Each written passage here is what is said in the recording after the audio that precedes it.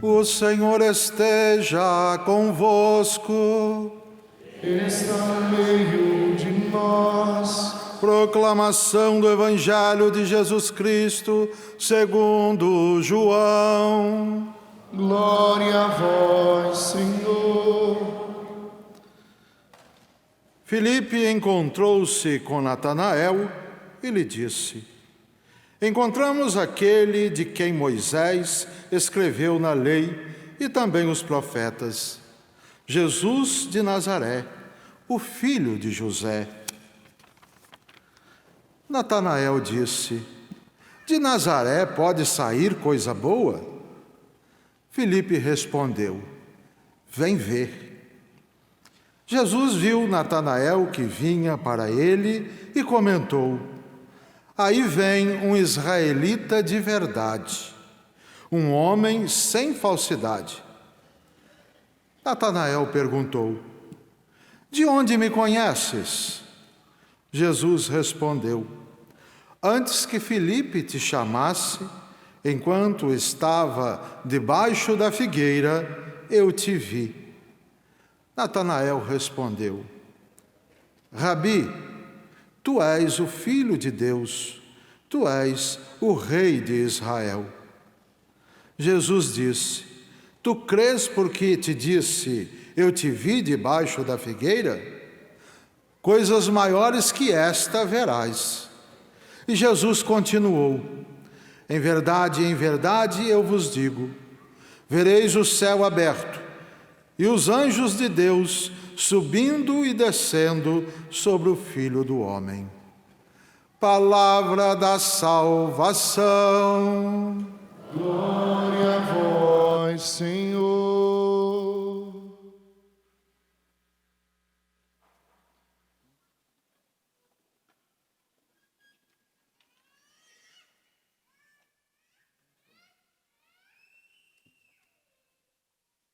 Maria, cheia de graça, o Senhor é convosco.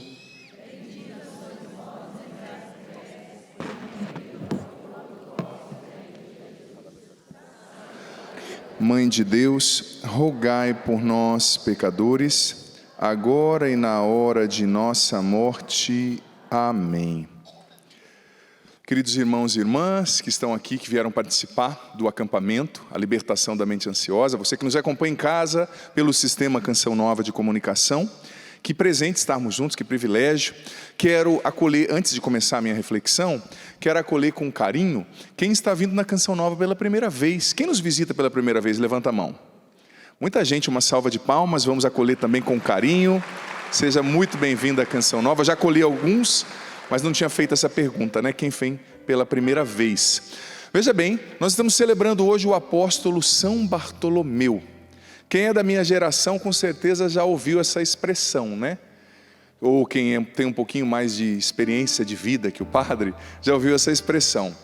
Na minha geração era muito comum, quando a criança estava muito bagunceira, né? Estou falando que seja certo, viu? Porque hoje o povo é tão dodói que daqui a pouco, o padre falou isso. Estou falando que acontecia a seguinte expressão, né? Às vezes você fazia alguma coisa, a mãe olhava para você, ou quem cuidava de você falava: se eu te pego, eu te esfolo, menino. Quem já ouviu essa expressão? Levanta a mão. Hoje, nossa, então eu não estou sozinho, viu? Com essa confirmação você está confessando a sua idade em rede nacional, mas não tem problema, né? Eu já puxei a fila, então não me deixa sozinho nessa, né? Isso revela que você passou dos 38 para aí, né? Eu te esfolo, menino. Mas eu dava trabalho, tadinho da minha mãe. E eu ouvia muitas vezes isso. Só que tadinhos, né? Eu acho que as mães, as avós, eles falavam meio sem entender essa expressão, né? Porque de fato o negócio é quente, a chapa é quente. Por que o padre está falando isso? Porque São Bartolomeu, ele morreu martirizado por esfolamento. Eu vou explicar o que isso significa. Nossa, padre, que pesado. Mas é bom a gente falar. É bom a gente entender o que os cristãos passaram para estar aqui. Os cristãos deram a vida, os apóstolos, os primeiros cristãos, e em tantos lugares ainda existem mártires. Aí a pessoa vai à igreja, o padre não dá bom dia, ela diz: perdi a minha fé. Que se fosse na minha paróquia, dá vontade de: tudo bem, você quer reencontrar a sua fé? Vem cá, fecha bem os seus olhos, deixa eu te dar uma bênção. Com a mão fechada, dá vontade de dar uma bênção, né? Com a mão fechada, não dá, padre, tem hora, né? Porque se você perdeu a fé porque o padre não te deu bom dia, gente, o homem foi morto por esfolamento. Eu vou te dizer, vou explicar o que é o esfolamento. Calma que nós vamos chegar lá. E você sabe que o grande argumento dos judeus e dos pagãos na época que Jesus morreu e que começou o cristianismo, sabe qual era o grande argumento? Esses homens roubaram o corpo de Jesus, que estava no sepulcro, e inventaram uma mentira que ele ressuscitou, mas ressuscitou coisa nenhuma. Essa era a grande acusação contra os cristãos. Mas veja bem, você já viu alguém mentindo para se dar mal? A pessoa mente para salvar a sua pele. Então, as pessoas que acusavam começaram a entrar em parafuso. Opa, se é uma mentira, por que eles estão morrendo por essa mentira? Por que dizem para eles, ou você nega Jesus, fala que é uma mentira, ou eu te mato, e eles aceitavam morrer? Pouco a pouco eles foram entendendo, ou essa é uma mentira poderosa, ou é verdade, né? E uma mentira em uma pessoa desequilibrada, que se mata por causa de uma mentira, tudo bem, mas milhares, em vários países, em vários continentes, que se deixaram matar pelo testemunho de Jesus, os mártires. Você sabe que São Bartolomeu, ele evangelizou a Índia com São Tomé, e ele evangelizou a Armênia com São Judas Tadeu, segundo a tradição. E ele foi martirizado numa cidade que na época chamava Albanópolis, hoje Derbent, na região russa do Daguestão, ali no sul da Rússia, perto do mar Cáspio, né? E ele foi condenado à morte porque o governador ali daquela localidade não queria que as pessoas dali abandonassem os seus deuses, os seus ídolos ou os seus demônios e seguissem Jesus, se convertessem a Jesus. Então ele foi condenado ao esfolamento. Você sabe como era o esfolamento? Eu vou explicar, as crianças que me perdoem, mas a gente tem que parar de ser pó de arroz, né? Porque os cristãos passaram isso, para nós estarmos aqui e acreditarmos no que nós acreditamos. Esfolamento funcionava assim, era um dos piores tipos de mortes que existiam. Eles colocavam a pessoa no sol, ou colocavam panos muito quentes fervendo na pele da pessoa, para essa primeira pele aqui começar a se soltar. Então eles iam arrancando com uma faca toda a pele da pessoa, toda a pele. E como que a pessoa morria? Por hipotermia, de frio. Por quê? Porque a pele ela é um regulador, né, da densidade da temperatura. Então foi isso que São Bartolomeu suportou. E como que a igreja diz? Que ele recebeu a coroa do martírio. Não é que ele morreu como um derrotado, não, ele está no céu. Ele deu testemunho, e por isso que eu e você hoje somos cristãos, estamos aqui. E somos chamados também a não sermos covardes no nosso testemunho, a não sermos covardes na expressão da nossa fé, na nossa entrega por Cristo, pela igreja, pelos valores do Evangelho. Hoje nós somos tão dodóis que qualquer coisa desestabiliza. Uma geração, me perdoe, que cada vez mais é fragilizada, que nasce acreditando que o mundo lhe deve algo. Olha, eu acho que a gente tem que proteger, a gente tem que educar, mas cuidado, pai, mãe, educador, para não criar uma geração de gente pó de arroz. Pó de arroz. Esses dias eu acompanhava um casal, que a moça foi criada numa família na qual ela nunca tinha sido contrariada, nunca. Sempre estava certo, sempre teve tudo. Quando ela se casou, o rapaz, que tinha uma outra história de vida, veio de uma história mais difícil, lutou mais, perdeu o pai cedo, teve que vencer na vida, sabe, pelas pancadas, através das pancadas. Ele começou a perceber algumas coisas no comportamento da mulher, falou, olha, você tem uma dependência afetiva da sua mãe, você percebeu que esse relacionamento não é certo? Quando ele começou a mexer nisso, a mulher entrou num surto, ficou 1 semana internada. Aí ele me dizendo, padre, o dia que ela ouviu o primeiro não na vida, ela ficou internada, surtada por 1 semana.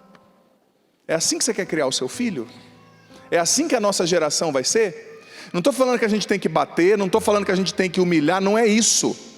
Eu estou falando que a gente tem que repensar a hiperproteção que nós estamos dando para as nossas crianças.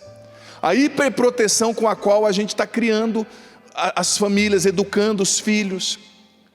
Tudo machuca muito, tudo dói muito. Claro, as pessoas precisam ser respeitadas, isso é óbvio. Eu não estou dizendo nada contrário a isso. Só que hiperproteção estraga tanto ou mais que desproteção.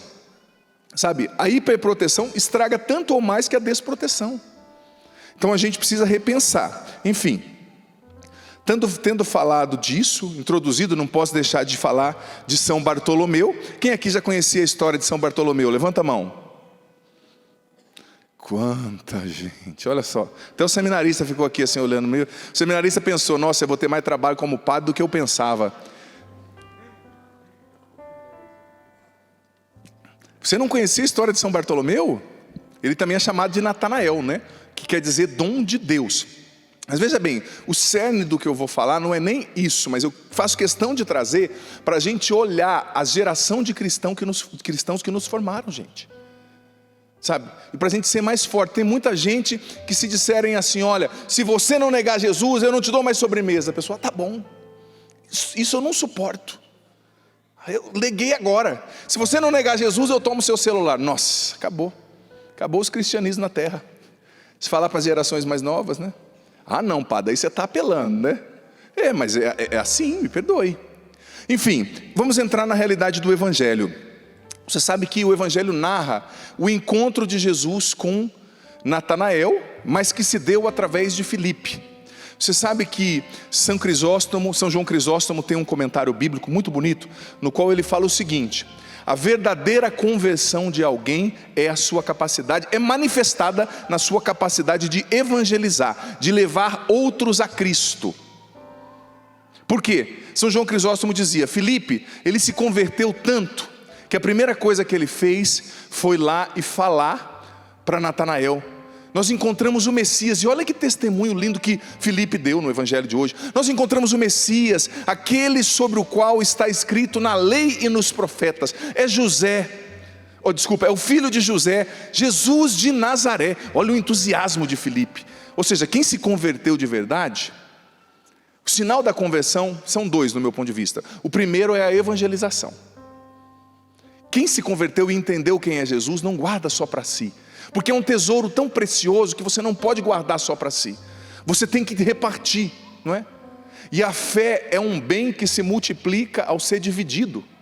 A matemática de Deus é outra. A fé, quanto mais você dá, mais você tem. Jesus, quanto mais você partilha, mais você tem. Se multiplica ao ser dividido, ao ser partilhado. Então Filipe partilhou todo animado, né?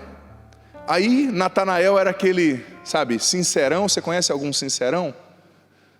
Já olhou para Jesus e falou assim, de Nazaré? Pode vir alguma coisa boa? Né? Olha só, você sabe que Caná era, se eu não me engano, 6, 7 quilômetros de distância de Nazaré. E essa cidadezinha, sabe que tem aquela rixa, né? E os mineiros que falam para mim que lá em Minas tem muitas essas rixas entre as cidadinhas. Não sei se é verdade, que eu não sou de lá, né?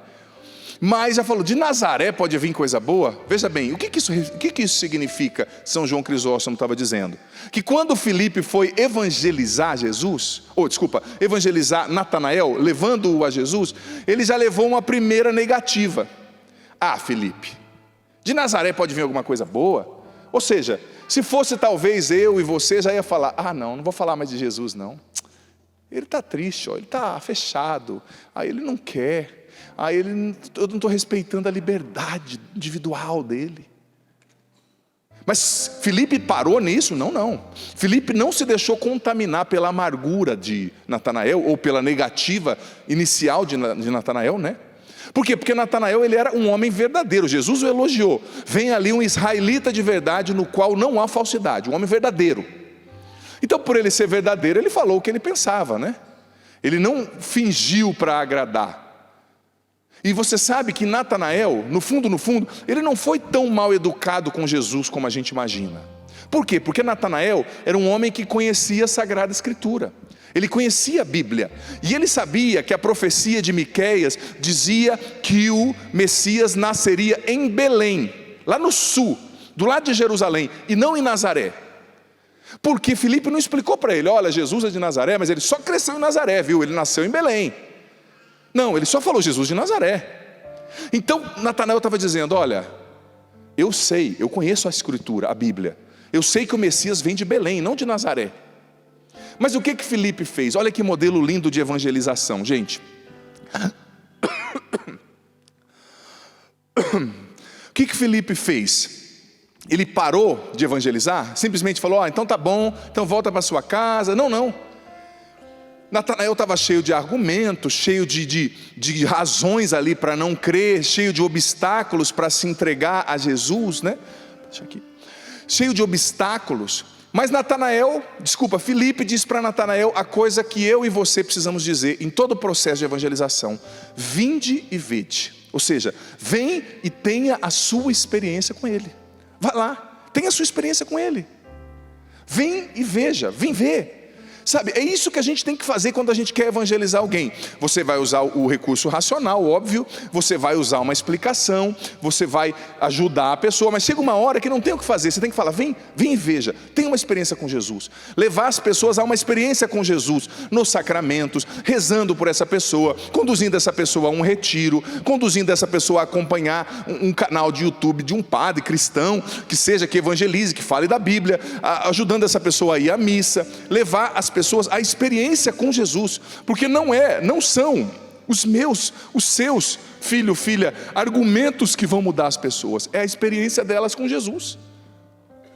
Se através dos nossos argumentos elas fazem uma experiência com Jesus, aí sim elas mudam, senão não.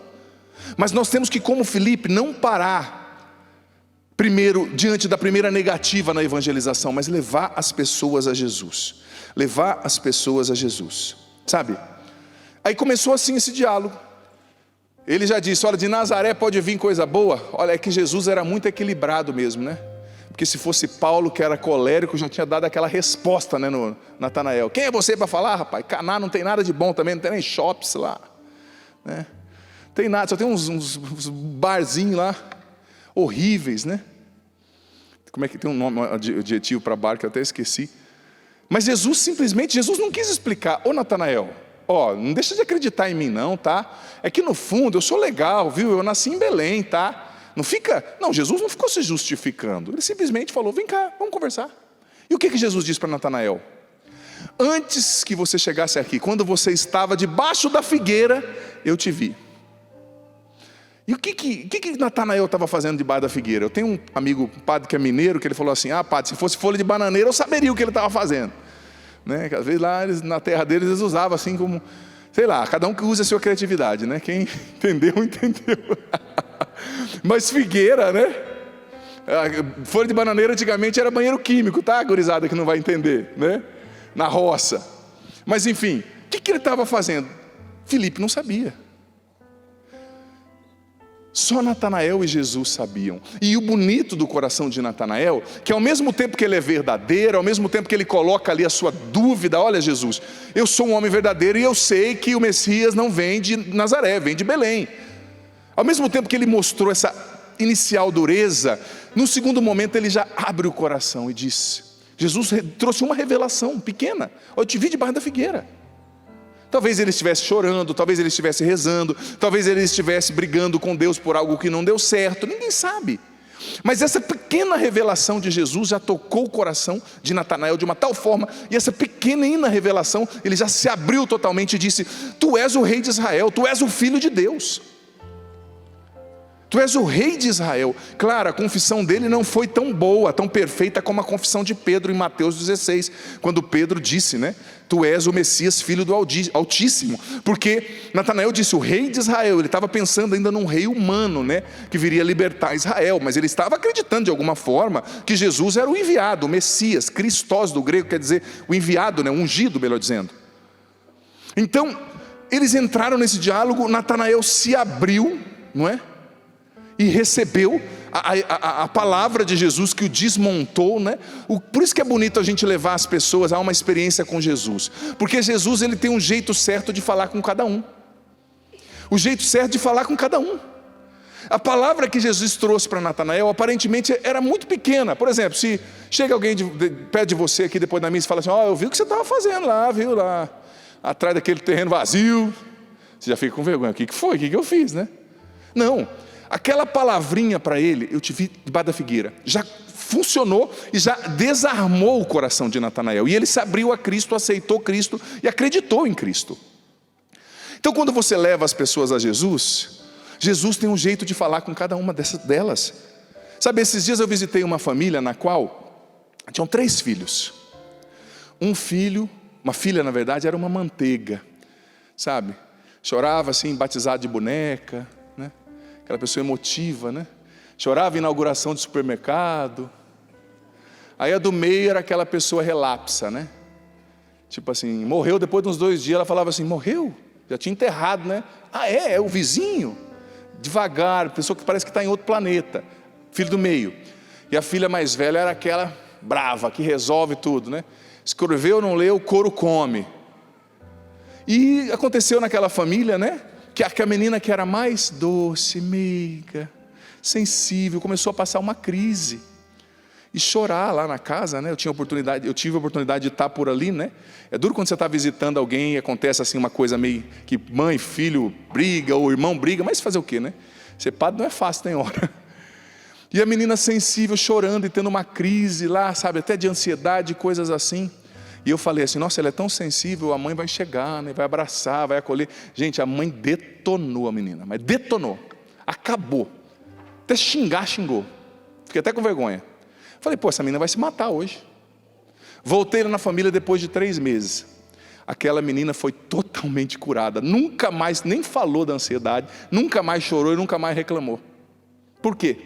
Porque a mãe sabe o jeito de lidar com ela. A mãe sabe. É assim que Jesus trata cada um de nós. Jesus sabe o que falar para você. Às vezes a gente acha que tem que chegar com carinho, Jesus vem e senta a pancada, porque Ele sabe que é dessa pancada que você precisa para reagir. Como a mãe sabe, que às vezes a filha precisa de uma pancada. Pancada não estou falando, estou usando uma metáfora, tá? Eu digo assim, uma correção, uma palavra dura. Às vezes a mãe sabe. Eu olhando ali falei, não, vai matar essa menina tão sensível. A mãe não, funcionou. Por quê? Porque ela saiu de dentro da mãe, a mãe conhece. O que a menina precisa para reagir? E Jesus também, quando você vai a Ele, quando você leva as pessoas a Ele, Ele tem a palavra certa para desarmar os corações, para falar pessoalmente com cada um. Enfim, faço essa introdução falando do Evangelho. É importante que você aqui também nessa missa, e você nos acompanhando, tenha a sua experiência pessoal com Jesus. Você o escute falando para você a palavra única que Ele tem para você nessa tarde.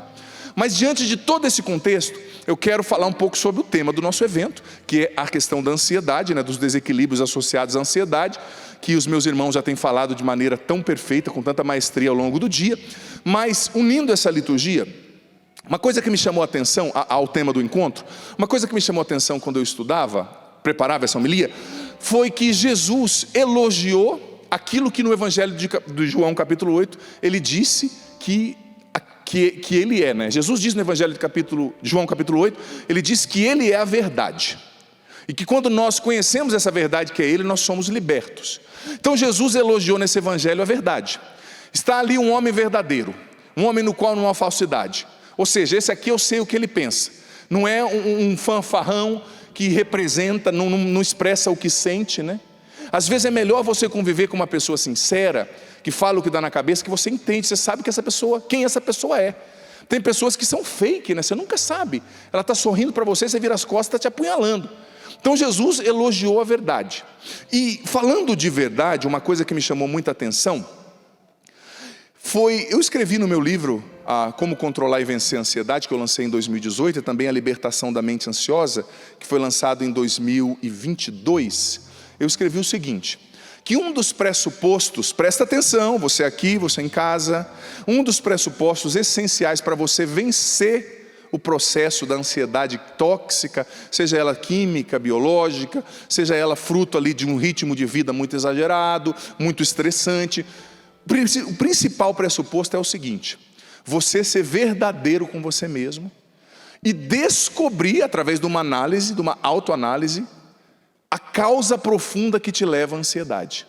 Veja bem, eu estou fazendo o link do Evangelho com o tema do encontro, presta atenção, segue o raciocínio. Jesus está elogiando a verdade, e eu falo, como eu escrevi nos meus livros, que para você vencer a ansiedade, você precisa ser extremamente verdadeiro com você. Porque existem casos nos quais o desequilíbrio excessivo da ansiedade é fruto de escolhas que a gente faz, que ao longo da vida vão se somando a outras escolhas, a outras escolhas, a outras escolhas, que nos levam a resultados específicos. Me explico. Por exemplo, uns tempos atrás eu conheci uma viúva, digamos, de um rapaz jovem que morreu de infarto, não é? E ela me disse, padre, Ele morreu de infarto nesse sábado. Eu não disse para ela, em respeito, claro, à sua dor, ao seu sofrimento. Eu aprendi a respeitar muito o sofrimento de cada pessoa. Mas eu pensei comigo, ele não morreu de infarto no sábado. Ele vem morrendo de infarto há 20 anos. Quando ele escolheu toda a noite, ela foi me contando os hábitos alimentares dele, né? Quando ele escolheu toda noite comer um pão com 6 fatias daquele queijo amarelo, que é gordura pura, aquele mais amarelo, né? Não estou julgando não, tá? Talvez tenha questões genéticas, tenha. Mas não dá para negar. Quem é especialista ou entende o mínimo de corpo humano, por 20 anos você comendo aquela bomba de gordura, entope a veia do coração.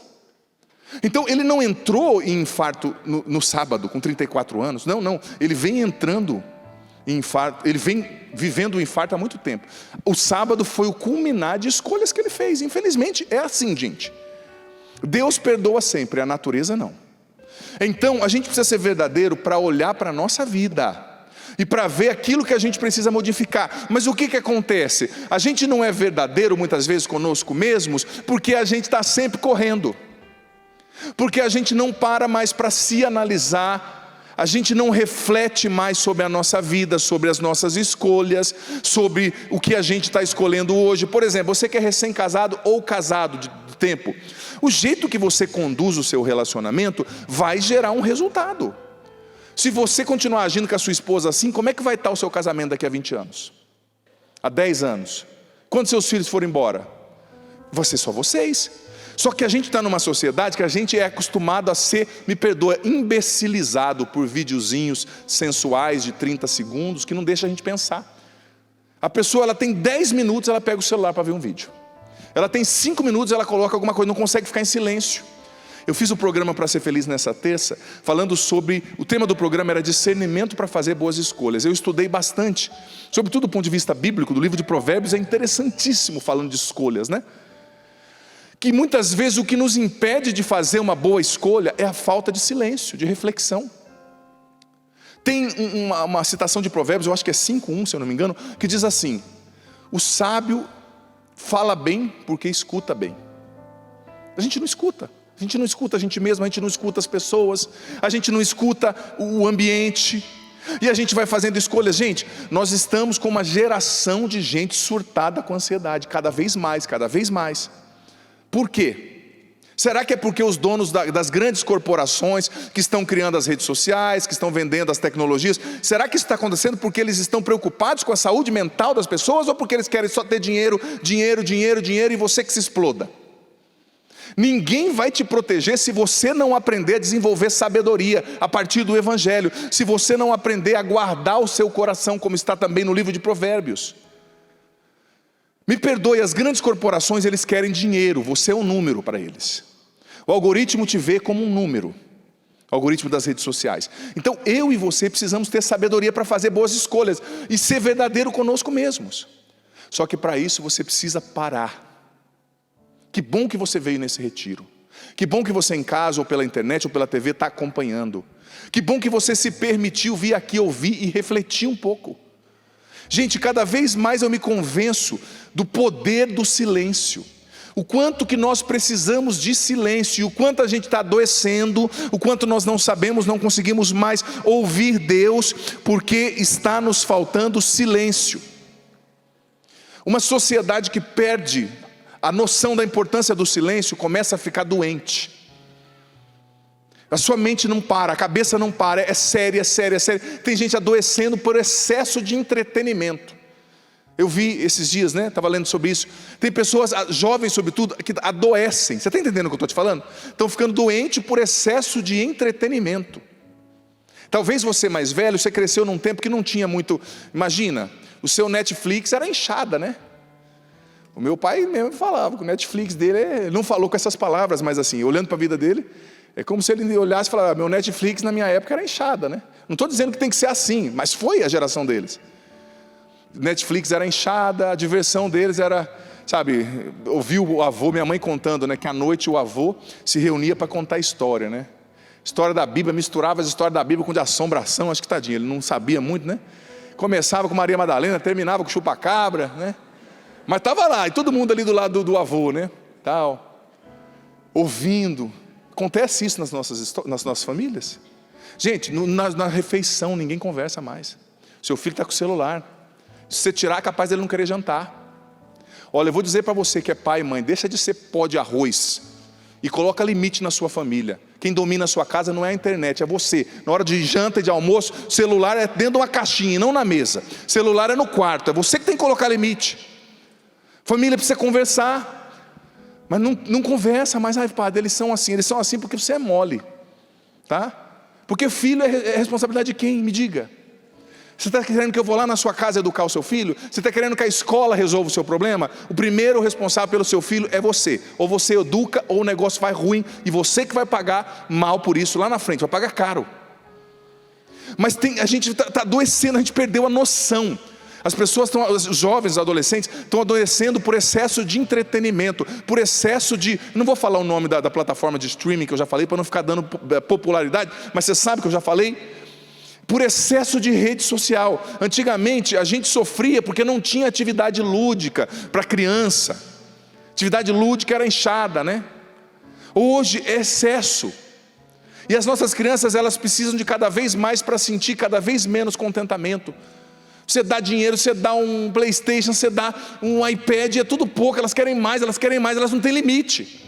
Por quê? Porque um bando de pai e mãe frouxo não sabe colocar limite na própria casa, e deixa a internet dominar. Tem muita criança perdida que, me perdoe a sinceridade, vai ser adulto perdido. Por quê? Porque o pai e a mãe quer sossego, deixa o celular dominar a criança. Eu entendo você, pai e mãe, é difícil, você está cansado. Você deixar uma meia horinha sob a sua supervisão é uma coisa. Agora você deixar a criança ser educada pelo celular, você vai pagar caro por isso.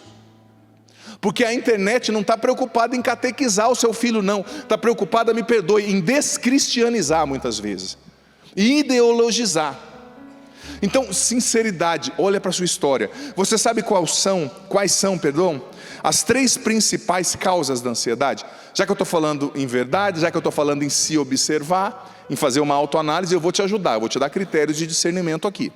Você sabe quais são as 3 principais causas da ansiedade desequilibrada, sim ou não? Eu não estou falando da ansiedade normal, tá? Eu estou falando da ansiedade que é transtorno, que não deixa você dormir, que acelera a sua mente. As 3 principais causas são biológica, a história de vida e o ambiente. Você pode repetir depois de mim? Causa biológica. Nossa, que coragem. Coragem, olha para quem está do seu lado e fala assim: acorda, meu irmão. Vamos lá. Biológica, história de vida e o ambiente. Veja bem, a biológica é uma genética que tem uma maior sensibilidade às ameaças do meio. Tem pessoas que são mais sensíveis às possíveis ameaças, né? Então elas têm uma alteração no circuito da amígdala, né? Na forma como elas interpretam ameaças. Então a genética delas as predispõe para estarem mais preocupadas, para estarem mais agitadas. Isso é uma falha biológica, digamos. Mas veja bem, essa predisposição biológica, ela não acontece por si mesma. Precisa de um fator estressor, ansiogênico, que traga isso para fora e que faça com que esse transtorno aconteça, né? É um estresse, é uma falta de discernimento para lidar num relacionamento, é a pessoa colocar todas as fichas no relacionamento. A pessoa que namora sem ter Jesus no centro, que casa sem ter Jesus no centro, vai se frustrar inevitavelmente.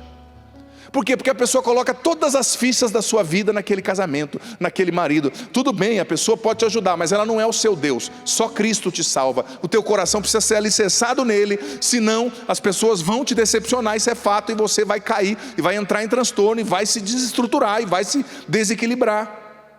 Então existe a causa biológica. E existe também a causa que está ligada à história da sua vida. Por exemplo, pessoas que cresceram em modelos familiares, né, patológicos ali, absorvidos na infância. Aquele pai, aquela mãe ansiosa.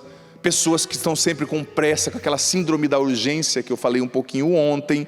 Também um ambiente de constante cobrança, né, no qual nunca nada está bom. Exigência de uma excessiva produtividade, a criança tem que produzir, né? Ou o clima de incerteza ali com a criança, ou seja, quando tem recompensa inesperada, ou punição inesperada, ou exagerada, e a criança está insegura, num clima de incerteza, não sabe como as coisas vão acontecer. Isso tudo, né, a história de vida pode influenciar a privação de lazer, a privação de atividade lúdica, né? Excesso de severidade, tudo isso pode ser um fator que gera ansiedade com a história de vida. Mas a terceira causa, que é o ambiente, eu gosto de me focar nessa causa, sabe? Porque nenhuma das outras causas se torna intensa se você controla bem a terceira causa, que é o ambiente, né? E isso tem a ver com comportamento. Por exemplo, a teoria cognitivo-comportamental, a Aline é psicóloga dessa área. Ela vai trabalhar o seu comportamento, para através de ações repetidas, interpretações diferentes do mesmo fato, você criar novas conexões, formar novas sinapses, reeducar o seu cérebro através da neuroplasticidade, desprogramar o seu cérebro para preocupação, para a resposta de luta ou fuga, né? Aquela sensação de ameaça constante.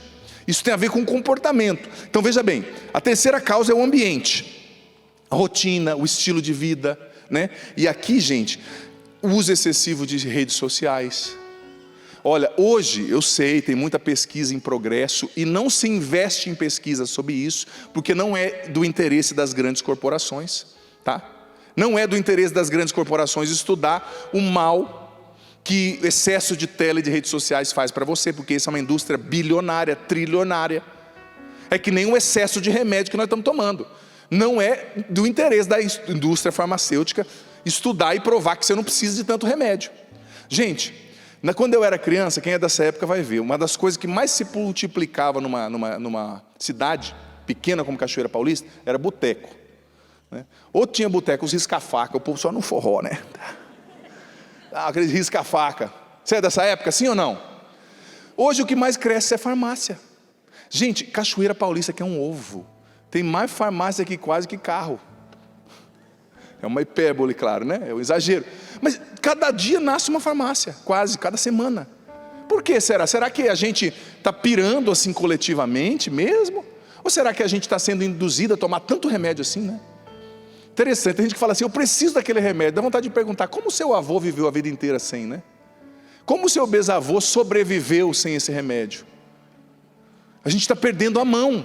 Então veja bem, uso excessivo de rede social, ambiente, comportamento, o meu comportamento, tem a ver com o ambiente que eu crio, né? Nesse sentido eu estou dizendo. Comportamento, uso excessivo de rede social está na raiz muitas vezes do desequilíbrio da ansiedade. O consumo desequilibrado de entretenimento, que eu já falei, é série demais, é diversão demais, é dopamina, descarga de dopamina demais no seu cérebro, porque é estímulo, a gente está viciado na hiperestimulação. Aí a pessoa vai dormir, a cabeça não para, por quê? Porque o cérebro está tentando interpretar tanta coisa que ele recebeu. Ele precisa de pausa, ele precisa de silêncio, é que nem a aprendizagem. Onde você mais aprende o que você leu é quando você está dormindo. Por quê? Porque o seu cérebro está formando ali a síntese de tudo aquilo e absorvendo. Mas se tem tanto estímulo, não tem tempo para a sua cabeça entender o que está acontecendo. Ambiente, continuo. Tipo de trabalho, às vezes, né? Às vezes com muita exigência, o clima de incerteza, a carga de trabalho excessiva, pouco tempo de descanso, né? Isso também, o trabalho, né? Estressor. Eu vou falar amanhã da sociedade da sobrecarga, né? Na homilia eu vou falar. Isso também pode estar na raiz da ansiedade. Tem trabalhos, me perdoe, que estão matando as pessoas. Eu tenho muito respeito pelos profissionais, por exemplo, da área da educação. Eu vejo, acompanho alguns profissionais da educação. Gente, o que eu tenho visto de profissionais da área da educação doentes, com depressão, com ansiedade, gente, eu vou dizer para você, não é um ou dois não, muitos. Por quê? Porque o nosso sistema, não estou acusando, mas também estou falando, se a carapuça servir, que coloque, né? O nosso jeito de trabalhar está matando as pessoas. Manda-se embora 3 funcionários e contrata 1, e quer que a pessoa dê conta. Então eu sei que você precisa trabalhar, eu sei que a gente precisa pagar a conta, mas olha, eu digo para você, se você estiver num emprego que está te matando, sai. Sai e confia em Deus, porque Deus vai providenciar para você o melhor, mas não se mate, não seja kamikaze, porque depois você morre e o seu patrão vai contratar 3 pessoas para colocar no seu lugar. Claro, vai atrás vai oferecer currículo, vai conhecer outros lugares, não é para sair assim de qualquer jeito, né? Mas não se mate no emprego. Esse ambiente é o terceiro fator, é o comportamento, é aquilo que a gente vive, sabe? E aqui a gente tem que ser verdadeiro com a gente, como Jesus elogiou a verdade em Natanael, a gente tem que ser verdadeiro com a gente mesmo. O que eu tenho que fazer?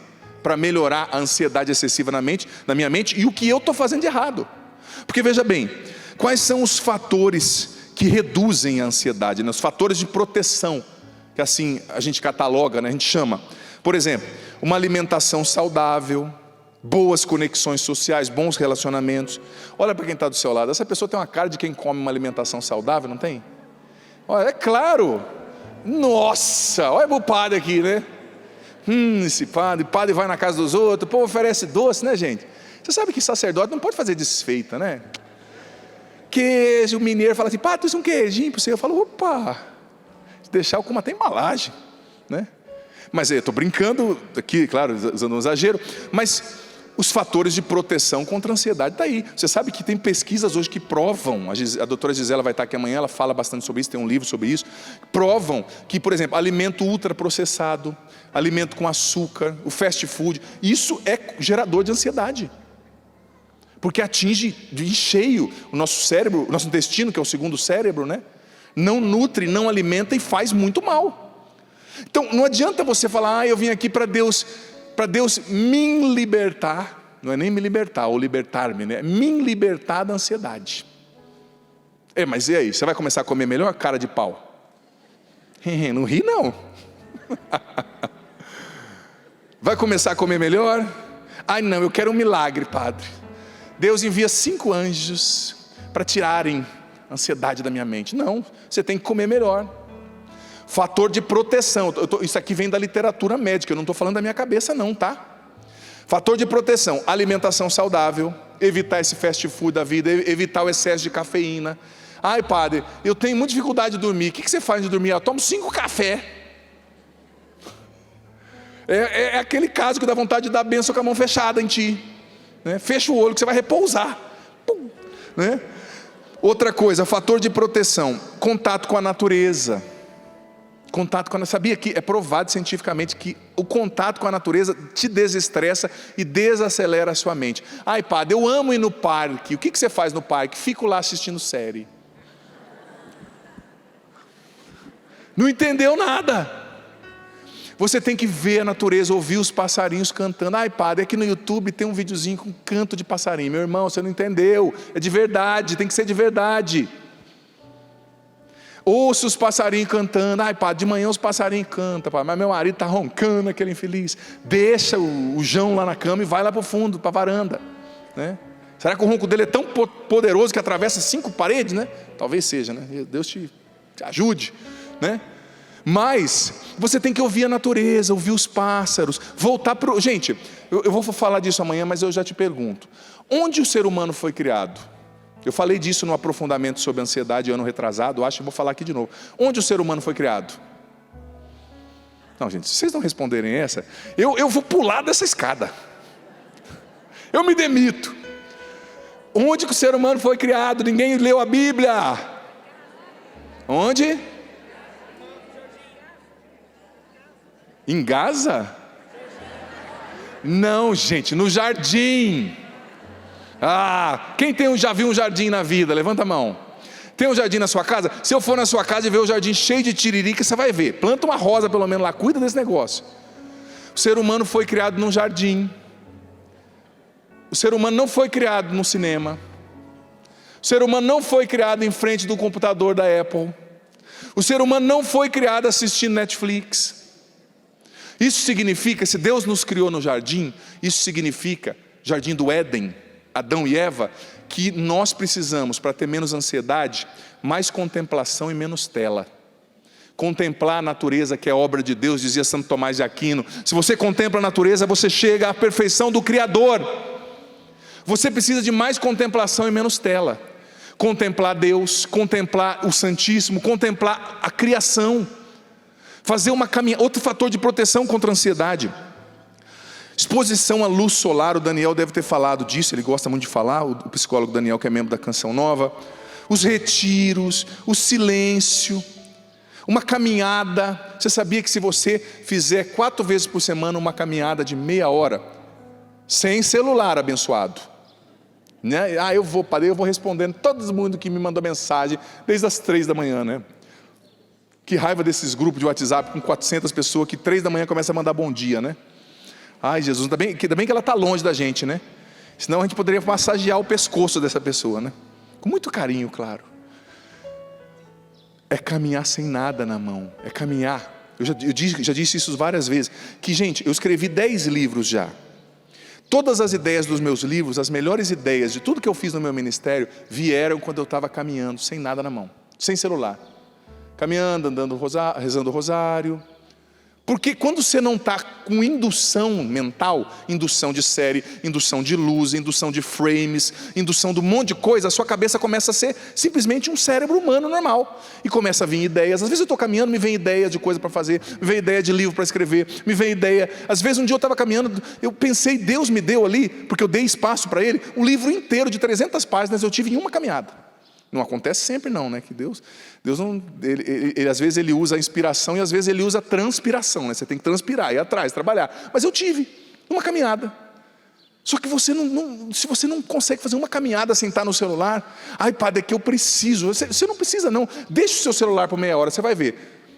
Ninguém vai ter morrido, tá?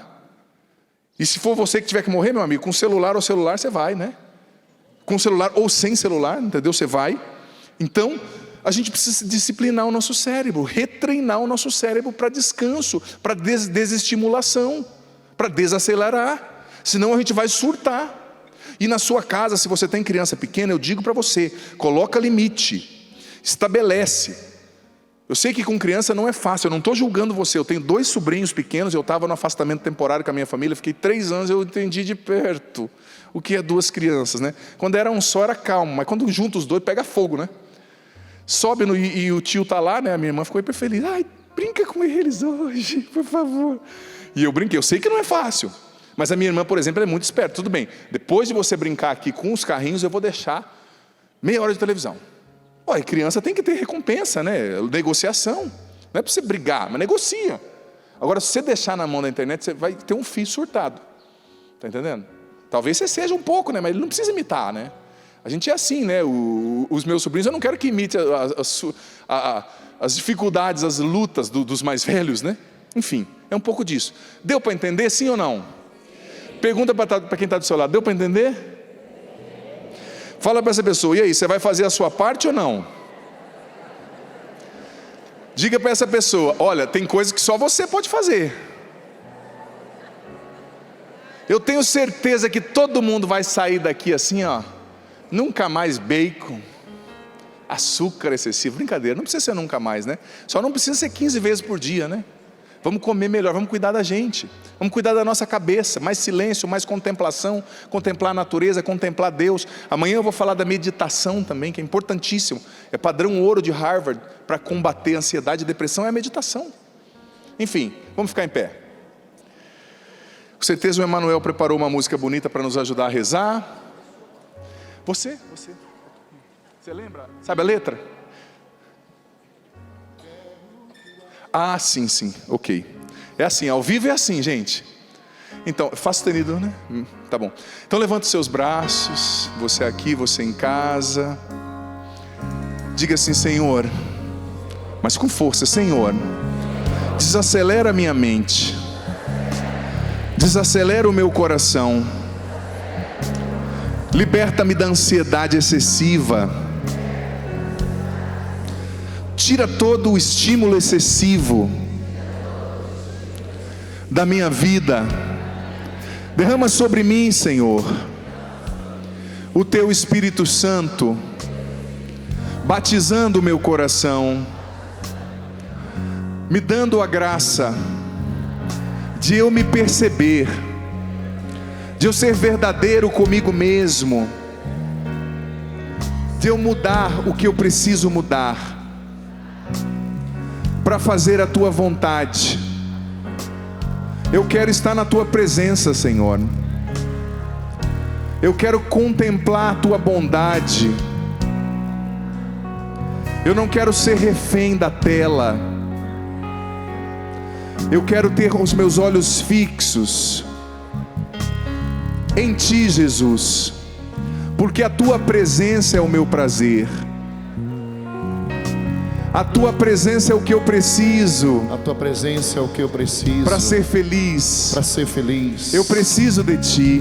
Eu preciso de ti. Enche-me com teu espírito. Enche-me com teu espírito. Levanta bem os seus braços. O Emanuel deve estar com a letra do começo, pode ser?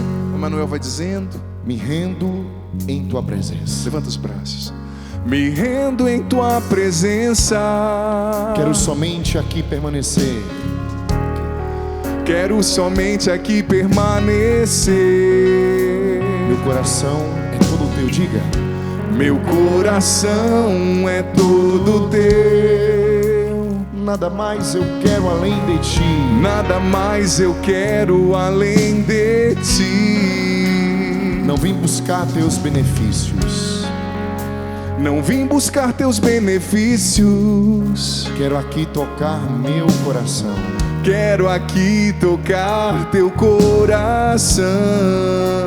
Sei que de tudo que eu possa ter, sei que de tudo que eu possa ter, nada se compara a ti. Nada se compara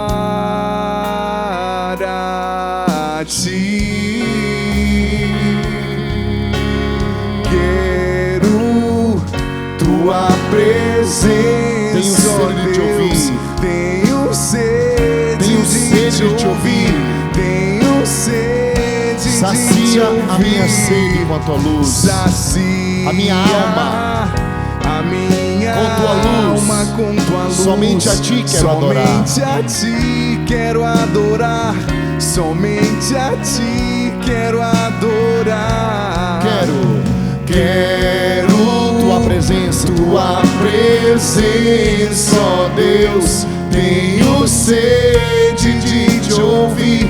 Tenho sede de te ouvir. Sacia minha alma. Sacia a minha alma com tua luz. Somente a ti quero adorar. Somente a ti quero adorar. Levanta bem os seus braços e você vai cantar com o Padre. Diante de todos os tesouros desse mundo, eu só quero a ti.